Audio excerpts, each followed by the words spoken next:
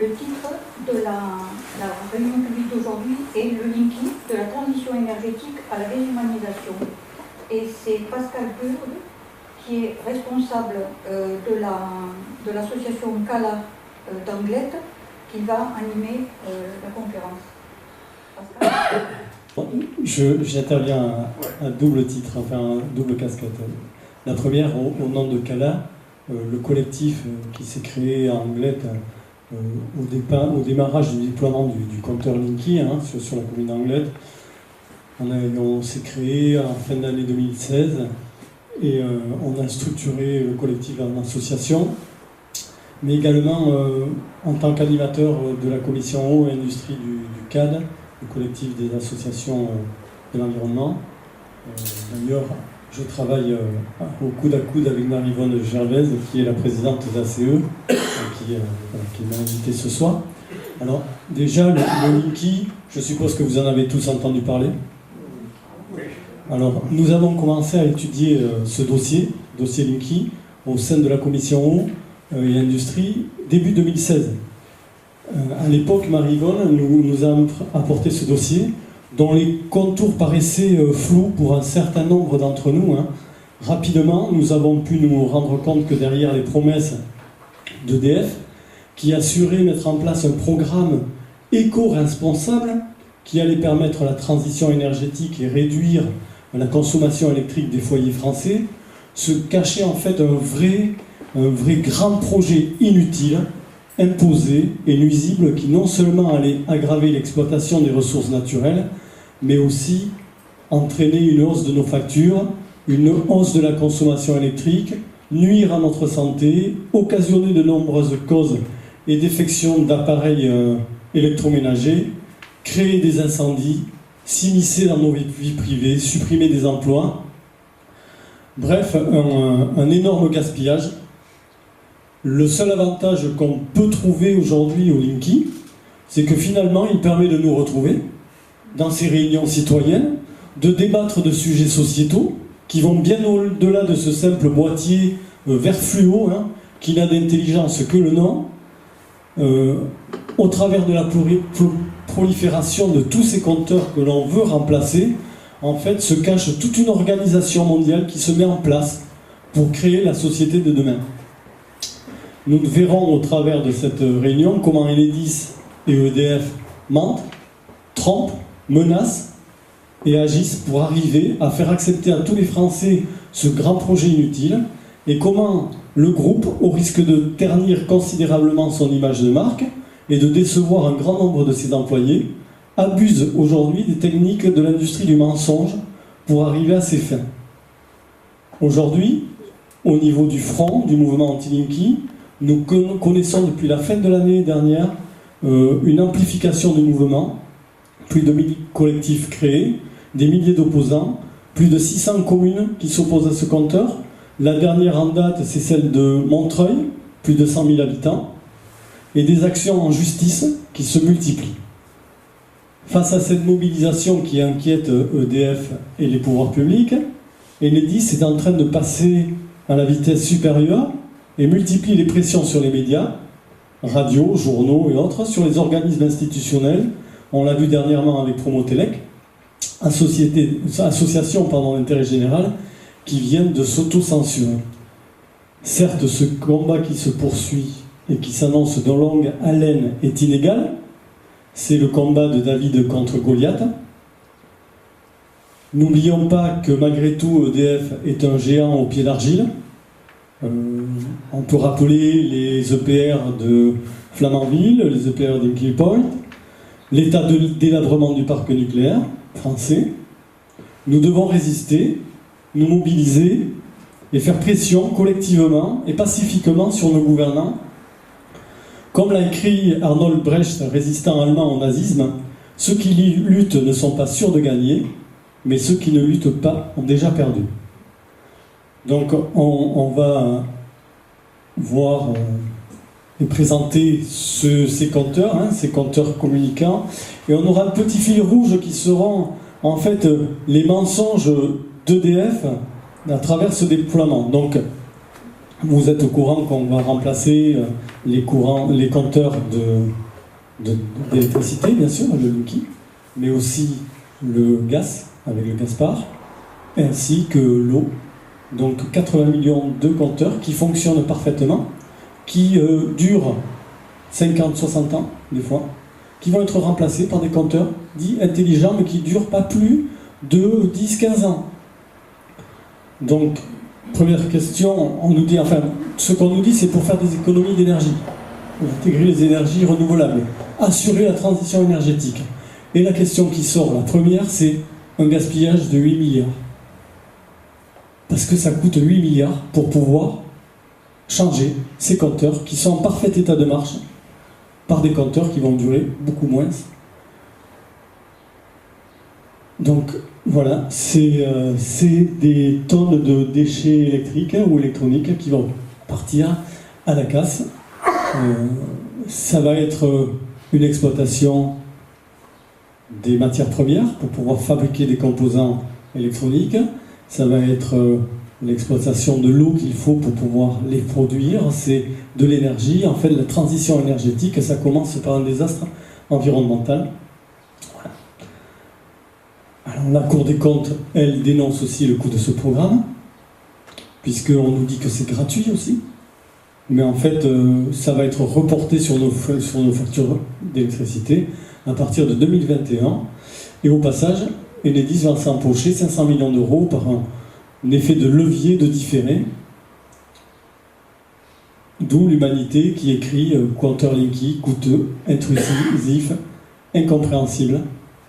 C'est vrai que ça peut paraître incompréhensible à première vue. Alors, ce qu'on voit de plus en plus, ce sont les factures qui augmentent. Et ça, on a des coupures de presse, et on le voit. Chez Lucas, à Fougères, la facture multipliée par 7, à fois plus de 83% de la hausse de la consommation. Là, 2 octogénaires, c'est pareil. Le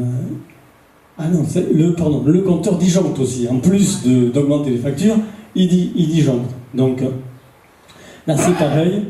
Sur la zone de test de Touraine, c'était près de 20% des usagers qui ont le compteur qui disjoncte. Et ceux que l'on voyait en Touraine, ça c'était sur la zone de test en 2010, eh bien, on le voit maintenant dans les secteurs où c'est déployé. On le voit sur Bayonne, on le voit sur Biarritz. C'est ce que l'on nous avait dit, ce que est venu nous dire Stéphane Lhomme en Hendaye en septembre 2016, eh bien voilà, c'est ce qui se passe, c'est ce que l'on voit. Donc là, vous voyez, ces 2 personnes, ils payaient 600 € avant l'installation du compteur Linky par an, on leur demande 2200 €. Et ça, c'est un peu partout en France, c'est ce qu'on voit comme constat.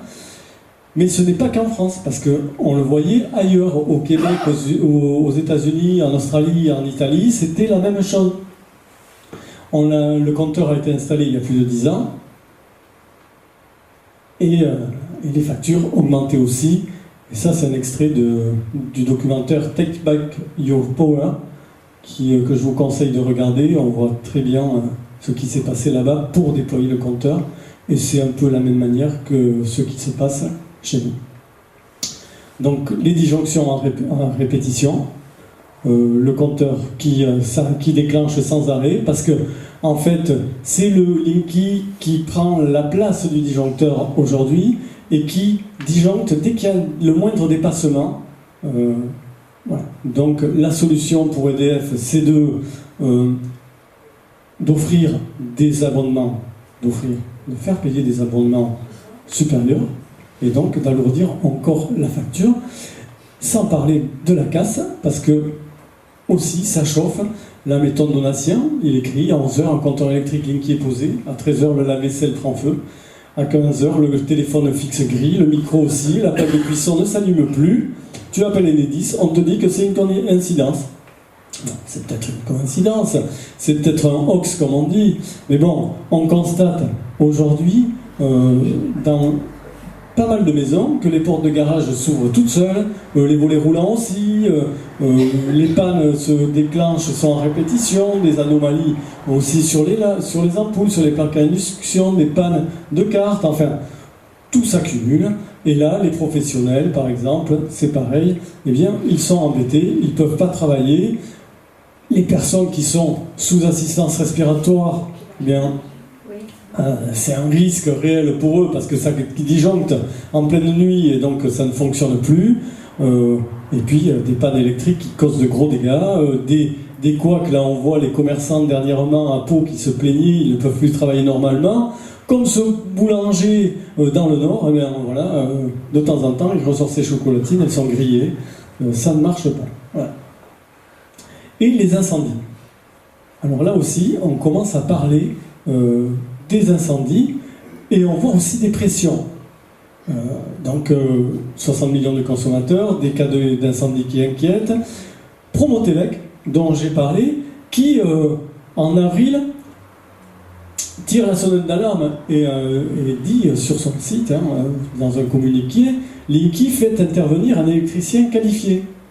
Parce que si votre installation électrique n'est pas totalement compatible, il y a des risques de feu. Et cet article-là, bizarrement, il y a une semaine, il a été changé. Il n'est plus question de départ de feu, d'accident de feu, et c'est pour tous les mêmes compteurs, c'est-à-dire pas que pour le Linky. Là, c'était vraiment ciblé pour le Linky, il y avait des risques, mais on dit dans le nouvel article que c'est valable pour tous les compteurs.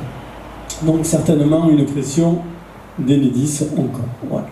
Donc les normes électriques qui ne sont pas respectées, voilà, et des incendies qui se poursuivent. Alors là, le 18 mai à 10h40, l'article publié immédiatement, le départ de feu viendrait du Linky.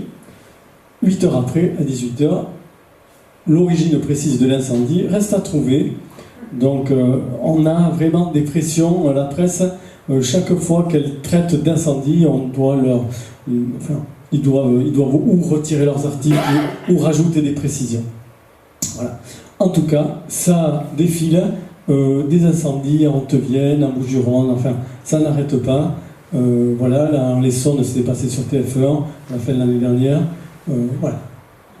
Jusqu'à arriver en mars dernier, où le Linky fait sa première victime.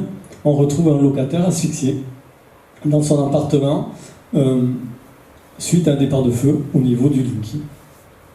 Enedis a démenti. Voilà.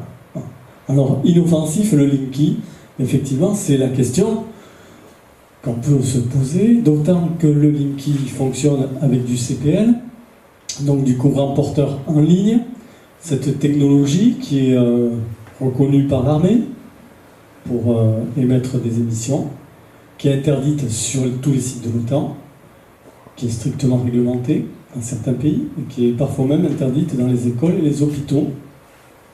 Alors voilà le fonctionnement du Linky. Donc dans les postes de transformation au milieu, on a un concentrateur qui émet du CPL dans tout le réseau électrique, qui passe donc par le Linky, et qui déploie du CPL dans toute l'habitation, avec un rayonnement émis dans tout le circuit filaire de l'habitation, à l'extérieur, tout autour bien sûr des câbles électriques. Une fois que donc ce CPL est utilisé pour recueillir les données, c'est-à-dire savoir qu'est-ce qu'on utilise comme appareil électroménager, comment on consomme. Donc toutes ces données sont recueillies ensuite dans le Linky, qui sont renvoyées dans le concentrateur.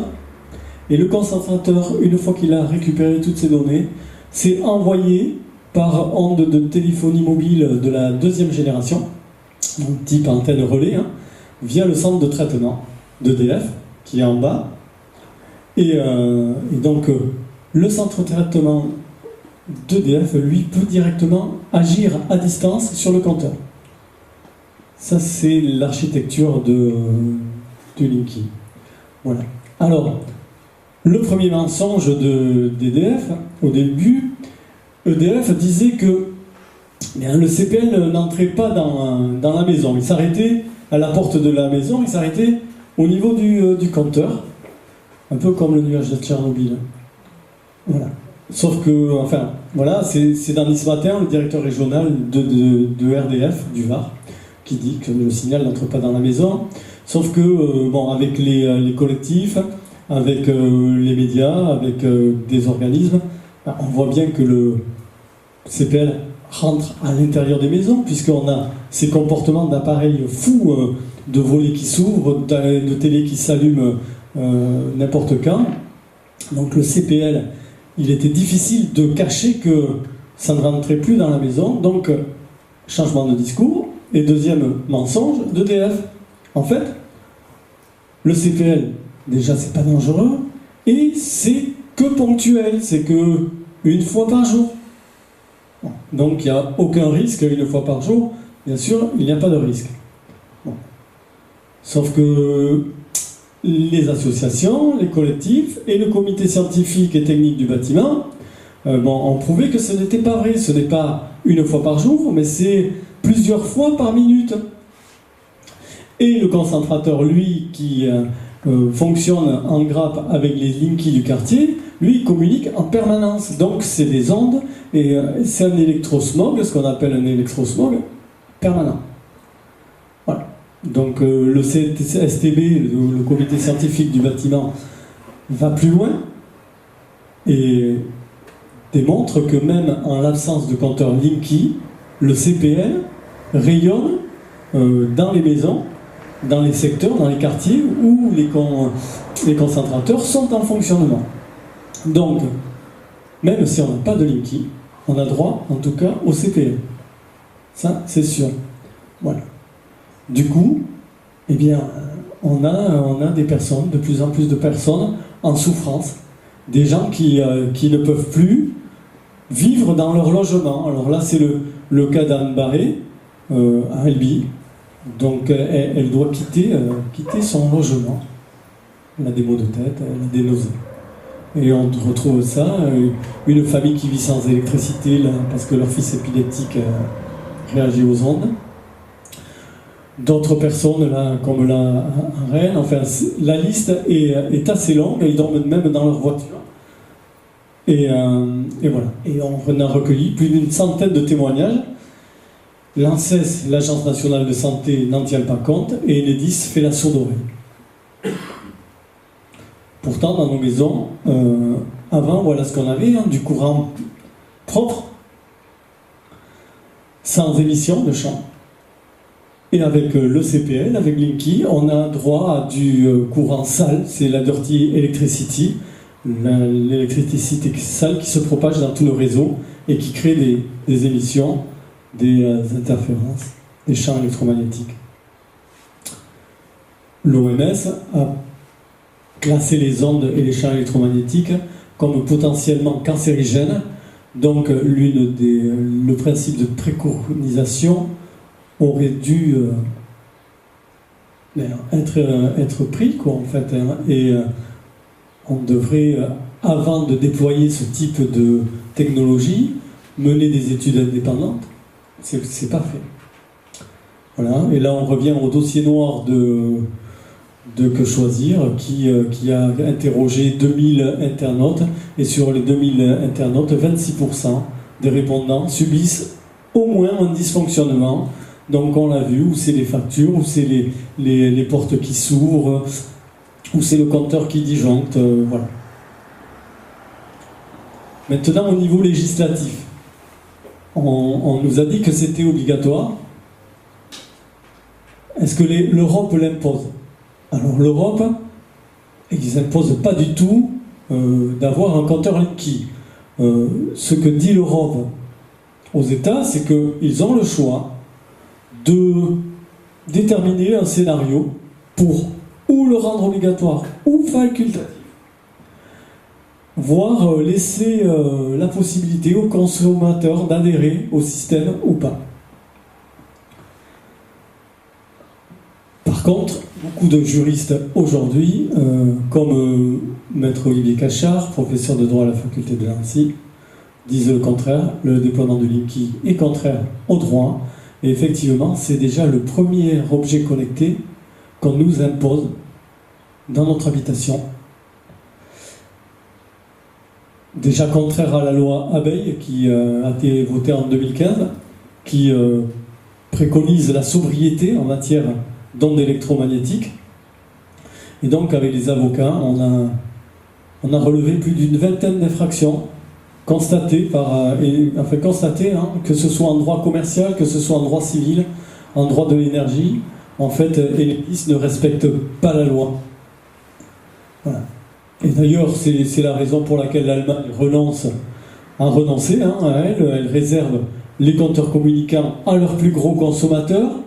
C'est aussi la Belgique avec la Wallonie qui fait machine arrière, qui réserve également les compteurs communicants à leurs plus gros consommateurs d'énergie. C'est le cas de la République tchèque, qui a dit non catégoriquement au Linky. Voilà. Et la spécificité bayonnaise, parce que si c'était obligatoire, pourquoi les Bayonnais, eux, eh bien, ils ont le droit de refuser. C'est en tout cas ce qui a convenu monsieur Jean-René Tchegaray, le maire de Bayonne, après plusieurs réunions avec Enedis. Il a été convenu que les Bayonnais aient droit au refus et qu'on respecte ce choix. Alors, est-ce que sur le terrain, ça va être suivi? Ça, c'est une autre histoire, parce qu'on a bien vu que Enedis, ils font un peu tout et n'importe quoi. Donc, en tout cas, ils ont passé cet arrangement à suivre. Malgré tout, ça va tout à fait dans le sens de la réponse faite à la question du député Loïc Prudhomme de la France Insoumise, une réponse faite par le ministère de la Transition écologique, et qui dit que de toute façon, si le client a son compteur à l'intérieur, il n'est pas question de lui changer s'il n'en veut pas. Par contre, le client ne pourra pas prétendre à avoir des frais de relève gratuits. Pour l'instant, les relevés sont faits à pied et sont gratuits. Bon. Dans certains pays, au Canada, ils ont fait marche arrière sur le déploiement du compteur communicant, et donc les gens qui n'en veulent pas payent. Ils ont réussi à négocier le taux de relève à $30, pardon, $30 annuellement. Voilà ce qu'ils payent. Donc voilà ce qu'on pourrait avoir. Alors EDF et Enedis sont-ils clairs? Non, pas clairs dans leurs déclarations, mais alors sur le terrain, comment sont-ils? Eh bien, sur le terrain, ils font circuler des fiches, la fiche numéro 3, pour donner des consignes aux poseurs quand ils tombent sur des récalcitrants. Et ce sont des fiches qui incitent à la violation de domicile en l'absence du client. Voilà ce qu'ils écrivent par exemple tout en bas. Vous voyez un cadenas, une affiche sur le compteur ou le coffret. Vous ne tenez pas compte des affiches, vous cassez le cadenas si besoin et vous remplacez les compteurs. Donc, on encourage à la dégradation du bien d'autrui en cassant les cadenas, et on encourage aussi à la violation de propriété privée. On peut porter plainte, pas pour vol, mais pour dégradation de biens. Oui, enfin, on peut porter plainte dans tous les cas.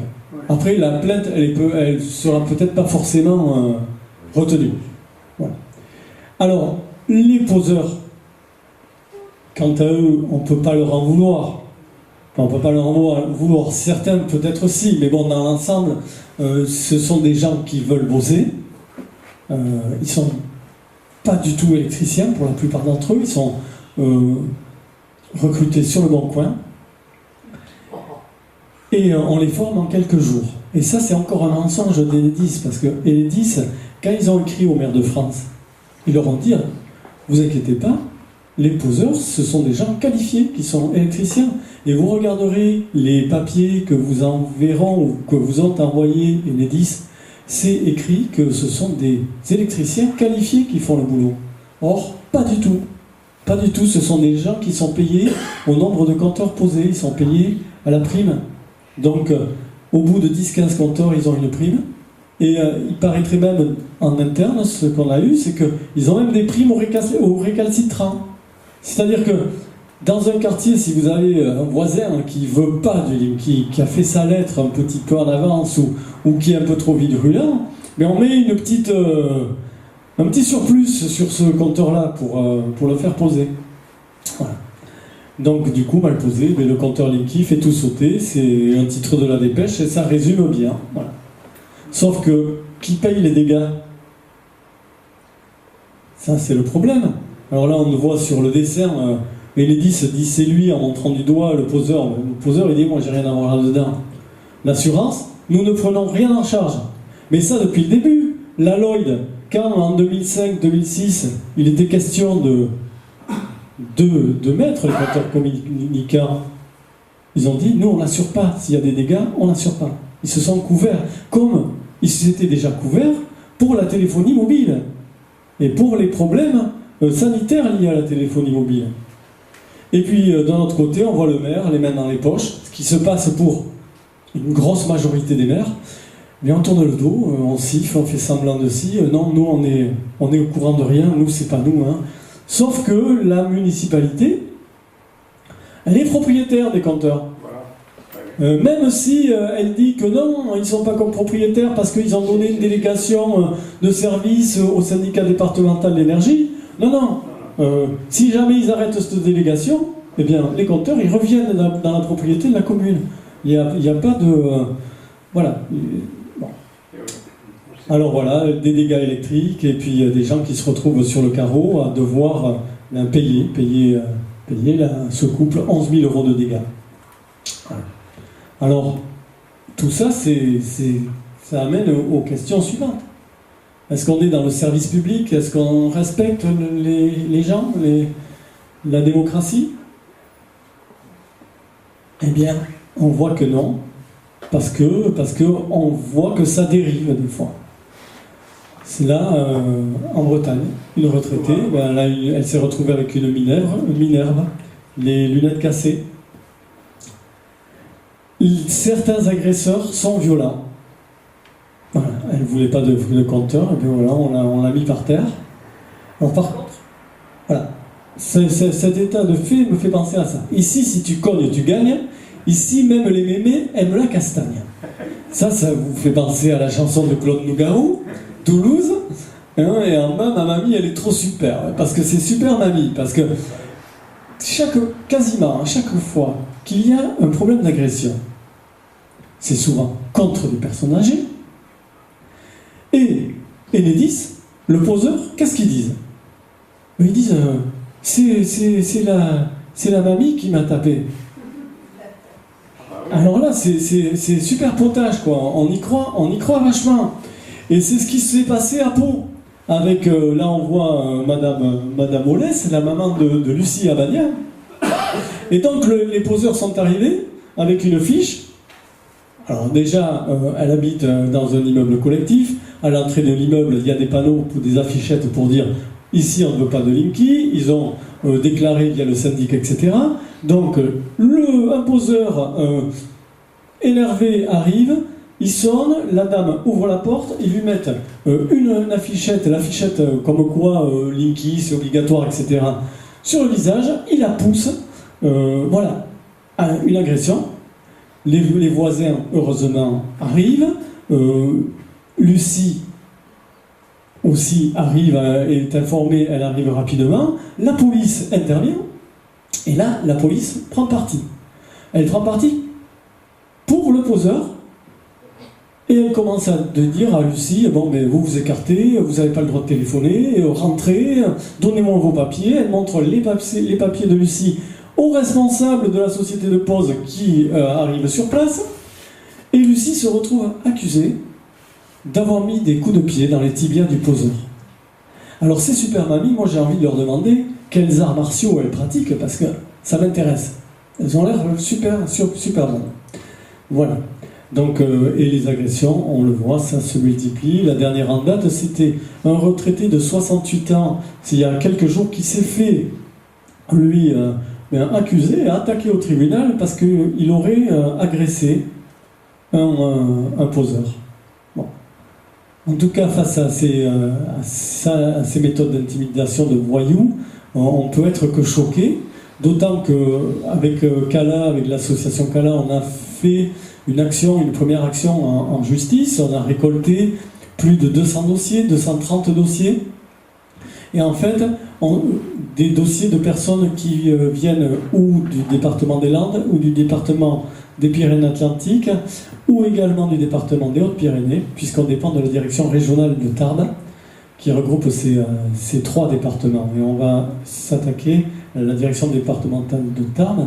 Et donc, dans tous les dossiers, sur les gens qui ont refusé et qui se sont vus imposer des compteurs, la majorité, ce sont des gens retraités et malades, mais gravement malades.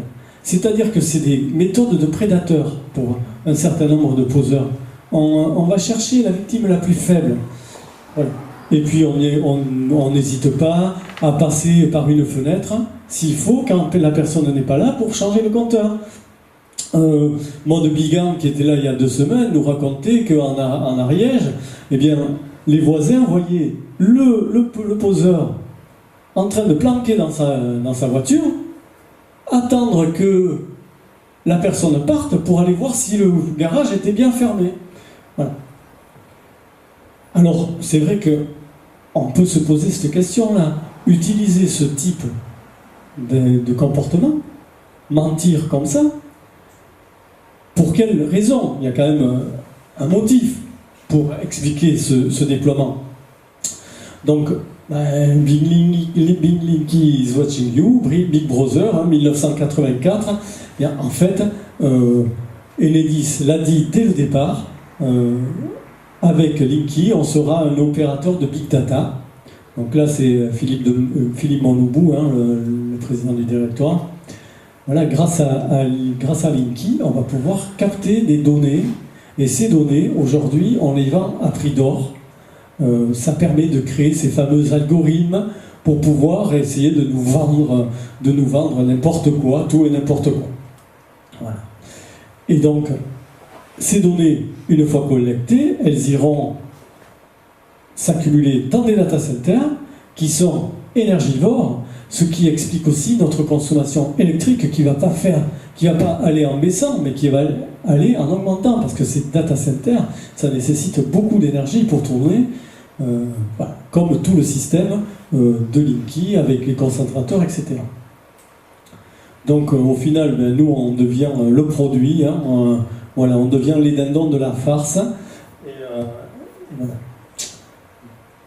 En fait, Linky, ou ces compteurs communicants, le Linky, c'est un cheval de Troie qui va, on va dire, pouvoir analyser nos modes de vie, nos comportements au sein du foyer. Et ces compteurs bénéficieront à l'ensemble de la filière électrique. Voilà. Donc on a un problème par rapport à ces données de confidentialité, justement, la CNIL a mis en garde. Mais bon. Et Enedis se défendent de les collecter maintenant, et c'est aussi un nouveau mensonge. Ils ont dit non, finalement on va pas les utiliser, ces données. Bon. Demain, on a un modèle évolutif, c'est-à-dire que aujourd'hui le Linky peut savoir effectivement si je peux, quand j'allume mon four, quand j'utilise mon ballon d'eau chaude, etc. Demain, on a déjà prévu mieux, c'est l'émetteur radio Linky qui va s'intégrer déjà dans une niche qui est prévue sur le compteur Linky. Alors l'ERL va rayonner en Wi-Fi, donc va rajouter encore des champs électromagnétiques, va pouvoir communiquer avec tous les objets connectés de la maison. Donc là, en l'occurrence, sur le schéma, on voit les radiateurs, les appareils électroménagers, les appareils de chauffage. Voilà. À terme, ce sera l'ensemble des appareils et des objets connectés qui pourront communiquer ensemble à travers du Linky, et le Linky pourra recueillir toutes ces données et les renvoyer, bien sûr, à Enedis et être utilisé, voilà, un peu le cheminement des puces électroniques dans le frigo, dans le lave-vaisselle, le lave-linge, la cafetière. Voilà.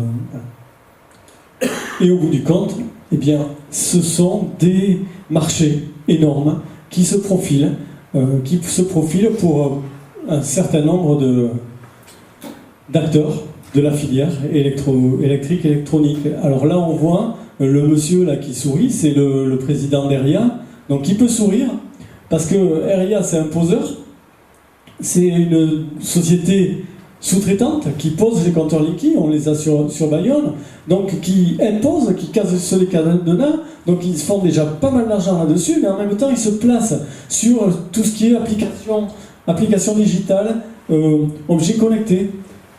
Solution 30, qui est encore plus gros puisqu'elle est cotée en bourse et qui pose dans le coin. À Cibourg, on a une alerte il y a à peu près un mois, ils cassaient les cadenas.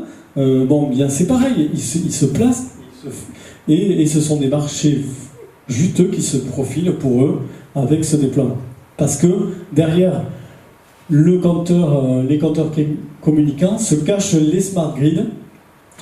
Donc les réseaux intelligents, ce qu'on dit les réseaux intelligents, toujours pareil, l'intelligence à utiliser avec parcimonie, en tout cas des systèmes qui permettront en fait de lisser les pics de consommation. L'objectif c'est pour Enedis, c'est de pouvoir lisser ces pics, puisqu'on est tous dans des périodes où on a besoin d'énergie, on tire tous énormément sur la production, et eux à ces moments-là ça leur coûte très cher de produire. Donc pour pouvoir lisser cela, on utilisera plusieurs volets. Le premier, c'est des tarifs dissuasifs, c'est-à-dire aux heures de pointe, là où on a le plus besoin de chauffer, eh bien les tarifs seront les plus élevés.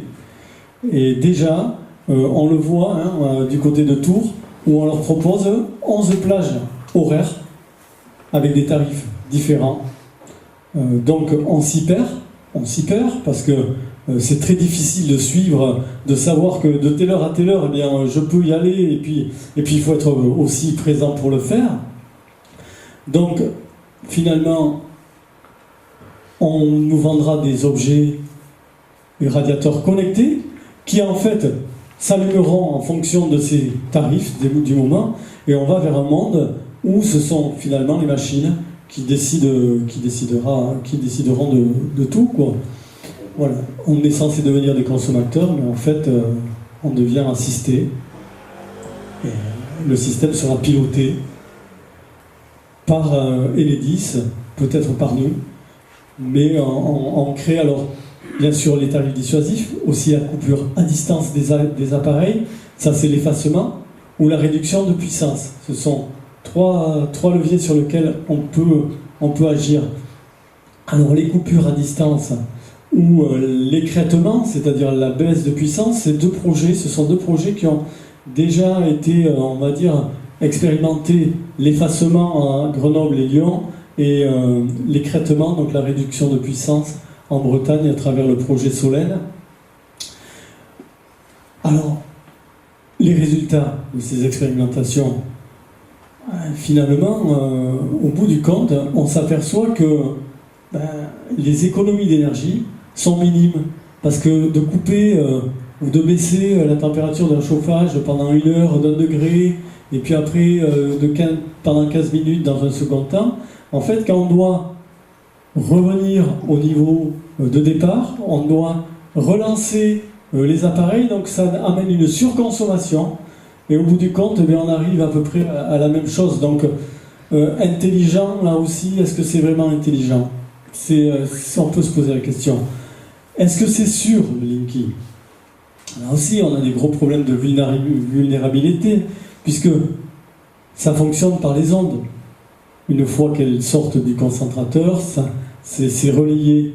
Bon, des informaticiens, visiblement, le démontrent.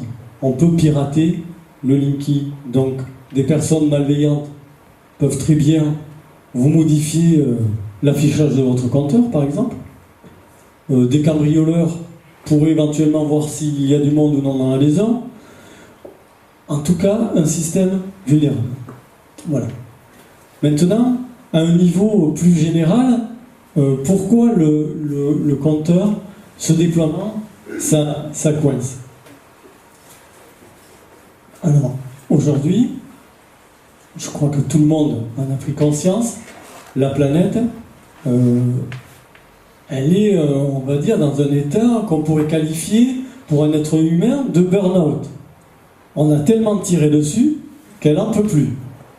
Là, c'est 15 000 scientifiques en septembre qui ont tiré la sonnette d'alarme et qui en appellent aux citoyens à faire pression sur leurs gouvernants pour qu'on arrête ce modèle de consommation à outrance. Alors, les forêts qui ont perdu plus d'1 milliard de kilomètres carrés, le nombre d'animaux qui a chuté par près d'un tiers, les émissions de gaz à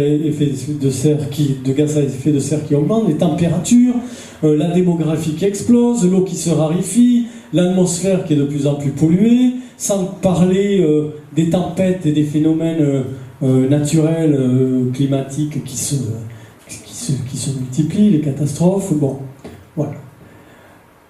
Devant ce constat, le Dalai Lama, prix Nobel de la paix, et qui, depuis des années, est sensible au dérèglement climatique, dit cette situation est le reflet de nos états d'esprit conflictuels et destructeurs, basés sur la recherche du profit et du confort personnel. Alors, le profit, on le voit bien dans Linky, dans les compteurs communicants, ça va profiter à la filière électrique, électronique. On voit bien que c'est pas pour sauver la planète qu'on fait ça, mais c'est pour nous vendre des applications, des objets connectés, que ça va nécessiter l'exploitation encore de nouvelles ressources minières. Voilà, c'est en fait, on nous parle d'un modèle innovant. C'est la ville du futur, c'est la ville de demain, c'est les nouvelles technologies. Mais ces nouvelles technologies, elles reposent sur quoi? Elles reposent sur un modèle totalement passéiste. Rien de neuf sous le soleil. Aujourd'hui, il est peut-être temps, oui, d'amener des choses nouvelles, mais justement de revoir nos modèles et d'utiliser nos technologies pour pouvoir arriver à des résultats quand même moins dramatiques que ce qu'on voit pour l'intérêt général, pour l'intérêt de la planète. Bon.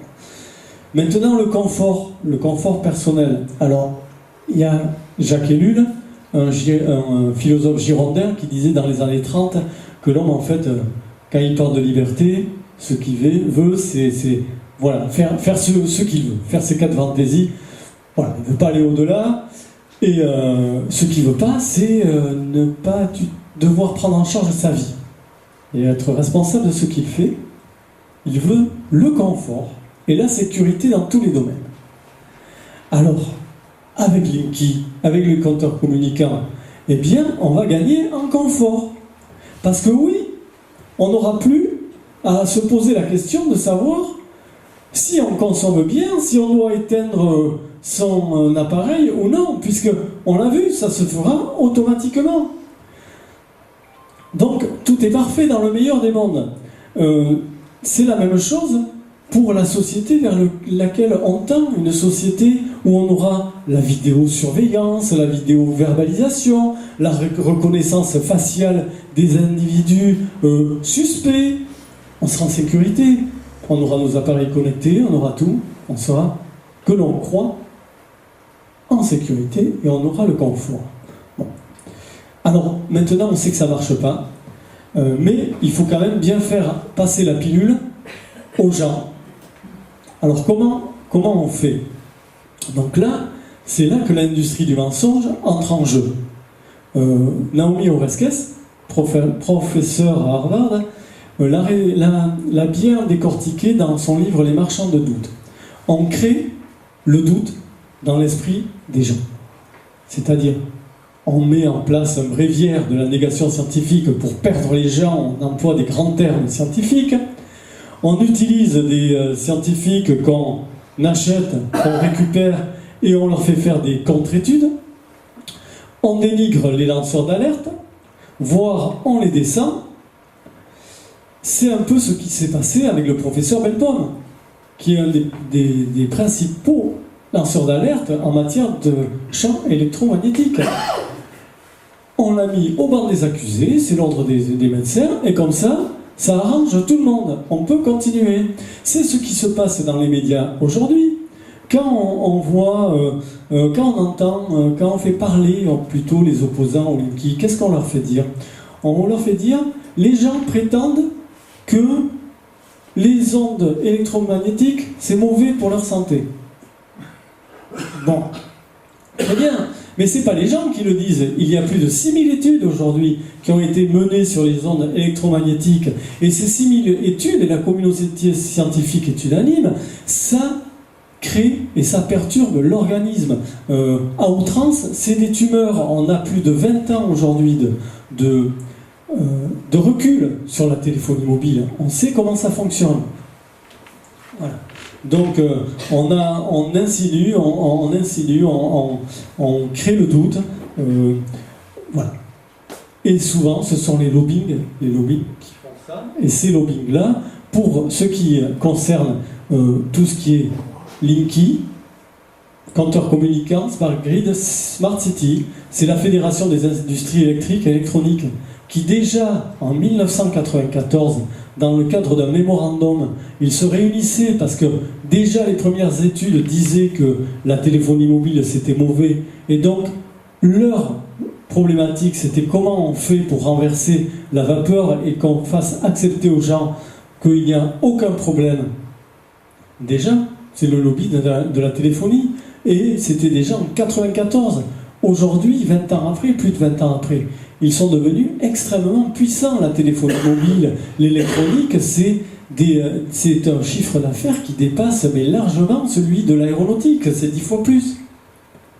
Donc avec l'argent, on peut faire pression sur les médias, on peut faire pression sur, là encore, l'alliance G3 PLC, c'est le nouveau protocole qui est mis en place par Enedis, notamment, et qui réunit 90 fabricants de compteurs électroniciens, fabricants de compteurs d'électroniciens, enfin la filière, pour déployer des compteurs de type Linky sur toute la planète, aux États-Unis, en Chine, en Europe.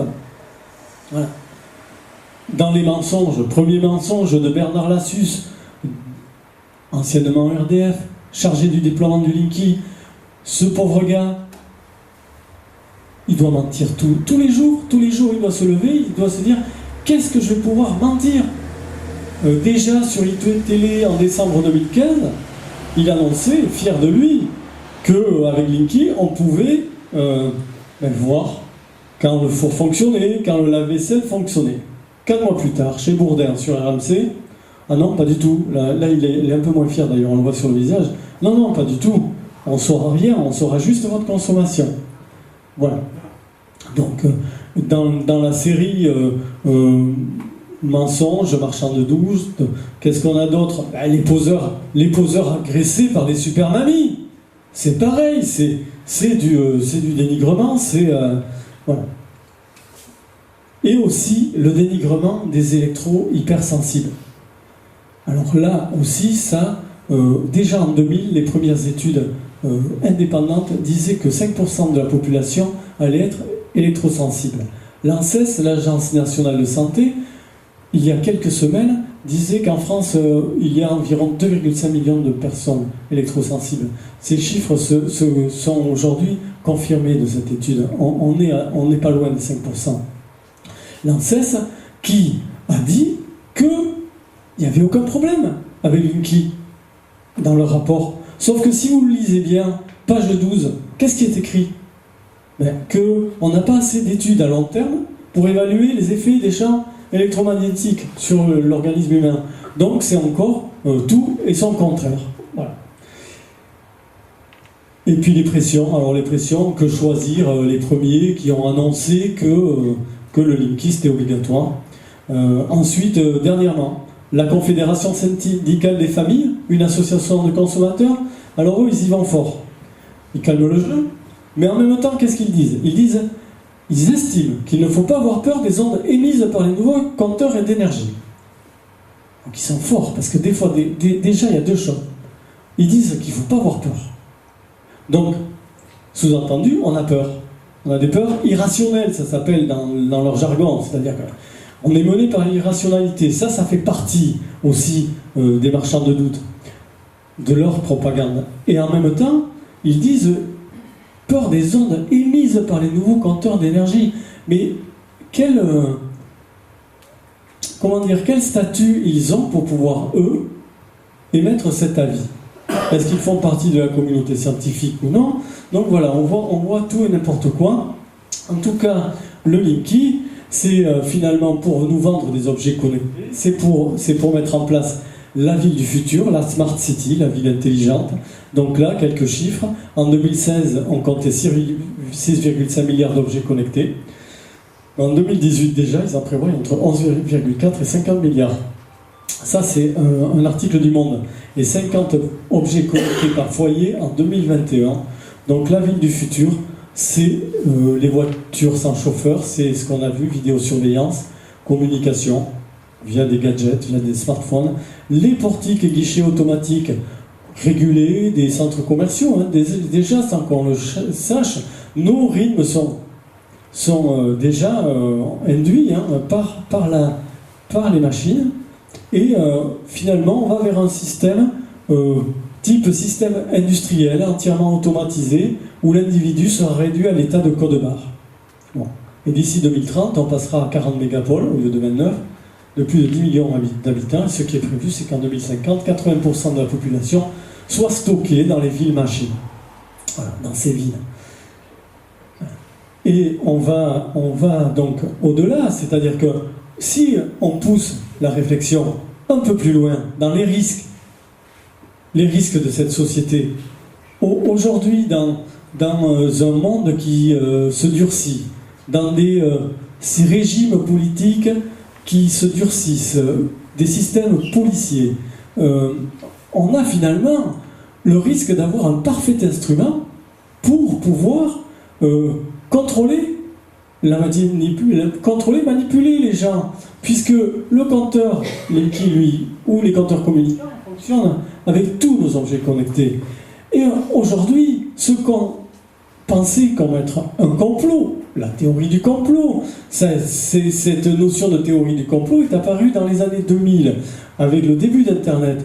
On a vu, on s'est dit, c'est pas possible d'épucer les êtres humains. On s'est dit, c'était pas possible. Et ce terme de théorie du complot, il a été décliné en complotiste, pour créer aussi le doute, puisque maintenant, on est également, les opposants au Linky, des complotistes. Voilà. C'est pour dénigrer toujours. Bon, et bien là, dernièrement, on a vu que 3000 Suédois ont implanté une puce dans leur corps. Alors là, c'est toujours pareil. Pourquoi? D'après vous, pourquoi? Est-ce que vous avez une idée pourquoi ces gens-là se sont fait implanter une puce dans le corps? Le confort. Très bien. Le confort. Comme ça, on ne risque pas de perdre ses papiers, de se faire piquer sa carte bleue, ou bien de perdre ses clés. On a tout. Et alors, en fonction des pays, on décline. Du côté du Mexique, la population fait face à pas mal d'enlèvements, donc on se puce pour les enlèvements. À Barcelone, en Espagne, où on aime faire la fête, eh bien, là, on se fait pucer pour avoir accès au carré VIP de la boîte de nuit. Donc c'est super branché, on paye comme ça nos consos, etc. Ça, ce sont les dérives. Ça ne veut pas dire qu'on va aller vers là, mais ce sont les dérives vers lesquelles un système que l'on met en place aujourd'hui peut aller. Et c'est Big Brother, et c'est beaucoup plus fin et beaucoup plus affiné même que Big Brother. Voilà. Donc, maintenant, quand ils nous imposeront la puce, comme le Linky, ils nous l'ont imposé, parce que peut-être qu'un jour, ça arrivera. Aujourd'hui, on nous impose le Linky. Demain, on pourra peut-être nous dire c'est fini, vous ne pouvez plus payer en espèces, il n'y a plus de carte bleue, il vous faut vous faire pucer. Et puis on laissera, parce qu'il y aura des gens qui seront qui seront volontaires, parce que comme c'est suédois, super. Alors d'autres comme nous, ben, on ne voudra pas le compteur Linky, donc on résistera, mais petit à petit ça viendra. Ben, il ne nous restera plus qu'à mettre des colliers anti-puces. C'est la solution, quoi, en fait. C'est la seule solution que j'ai trouvée. Bon, voilà, c'est un peu gros.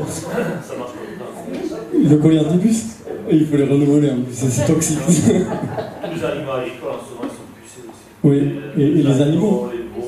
Les veaux, Même les huîtres, les marchands d'huîtres ont des puces dans les huîtres pour pas qu'on leur fauche les paniers. Mais tout est pucé. Et la fabrication des puces électroniques, on a du côté de Grenoble ST Micro, le principal fabricant de puces électroniques du territoire national. Mais c'est une catastrophe au niveau écologique. Pour fabriquer des puces, c'est de l'eau, c'est énorme. Bon, voilà. Donc il faut savoir ce qu'on veut demain. Donc ce qu'on veut ou ce que l'on ne veut pas. Est-ce qu'il faut pour cela, il faut certainement pour cela se mobiliser aujourd'hui et puis demander un débat, qu'un débat se mette en place. Donc nous, du côté du Linky, des cantons, on a plus de 1000 collectifs. Les réunions publiques, citoyennes qui s'enchaînent et qui permettent justement de débattre sur tous ces thèmes. Voilà, les actions en justice, je vous en ai parlé, des actions en justice dont la dernière en date, c'est les collectifs de la Loire et de la Haute-Loire qui se sont réunis à 200-300 personnes pour attaquer leur direction régionale. On a aussi le cabinet MySmartCab et l'Expressia qui a engagé une action. Alors là, il y a plus de 5000-6000 personnes de la France entière. Et il y a environ une vingtaine de procès qui se préparent. Là, en référé, et également Corinne Lepage, qui fait partie de cette action, qui a mis, qui a placé un ultimatum, on verra bien où est-ce que ça va aller, et qui a mis devant le fait accompli le ministre de la Santé, le ministre de la Transition écologique, de mettre en place des études indépendantes pour voir les problèmes que pose le Linky. Corinne Lepage leur a donné 2 mois et après elle a dit qu'elle attaquerait le tribunal administratif. Voilà, nous au niveau de Cala, je ne sais pas si dans les personnes qu'il y a ici, il y a des gens qui se sont inscrits, j'en sais rien puisqu'on a des gens de partout. On a également fait intervenir un avocat de Grenoble, Jean-Pierre Joseph, qui est un avocat militant, et donc qui va déjà défendre 230 personnes. Donc, je vous l'ai dit, au tribunal de Tarbes, contre Enedis, notre direction régionale. L'avantage de ces actions collectives, c'est que ça permet de mutualiser. Pour l'ensemble du procès, au plus, ça nous coûtera gros maximum 50 € par tête. Donc ça permet de limiter. Et si on obtient des résultats positifs, ça pourra bénéficier à tout le monde. Et quelque part, on est quand même en droit d'essayer de faire valoir justement ces droits. Voilà. Donc, pour toutes ces raisons, je ne sais pas, je pense que vous êtes informés, pour refuser, quand on soit locataire, propriétaire, d'abord, on fait une lettre de refus, on résiste au harcèlement parce qu'on est harcelé ensuite constamment par les poseurs, par les sociétés sous-traitantes de pose. On barricade surtout son compteur. C'est quand même essentiel parce qu'ils ne tiennent pas compte des affiches que l'on peut poser sur le compteur, comme qu'on ne veut pas. Voilà. Enfin, les collectifs sont là ou les associations, pour vous informer, pour vous tenir au courant, donner vos mails et on vous informera sur toutes les démarches à suivre. Voilà ce qu'il en est pour le Linky, donc ni à l'école, ni à la maison bien sûr. Et voilà. Si vous avez des questions maintenant, c'est à vous. Je termine. Une petite question, parce que là vous avez dit qu'on soit locataire ou propriétaire, on pouvait donc refuser le compteur, mais est-ce qu'en tant que locataire, on se doit de prévenir le propriétaire ou non? Pas du tout. Vous êtes, que vous soyez locataire ou propriétaire, vous avez un contrat chez EDF. Quel contrat? Donc c'est la personne qui prend un contrat D'accord. qui est en droit de refuser. Votre propriétaire veut le Linky, eh bien, il aura une fois que vous serez parti. C'est-à-dire parti, que vous aurez abandonné, quitté ce logement, que vous aurez été ailleurs. Voilà. Et ça pose le problème, en fait, ça pose le problème pour des propriétaires qui ne veulent pas de Linky. Parce que dans certains cas, le Linky, on le voit, fait baisser la valeur mobilière du bien. Parce que de plus en plus, des gens veulent habiter dans un endroit où il n'y a pas de Linky. Donc eux, ils sont un petit peu embêtés. Parce que si le locataire veut un Linky, ils ne peuvent pas s'y opposer. C'est eux qui ont signé le contrat.